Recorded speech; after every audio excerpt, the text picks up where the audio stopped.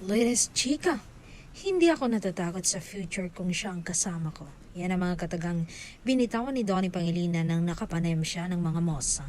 Sabi pa niya, alam mo yon, piliin mo yung taong sasamahan ka through ups and downs. Yung taong mahal ka, yung taong nakikita yung halaga mo, at yung taong palagi kang pipiliin. Because it is rare to have someone who sticks with you through thick and thin. Someone who stays even if you don't have everything yet. Someone who loves you more than material things. Someone who build an empire with you. And I'm so blessed kasi nahanap ko na. At si Bel Iyon.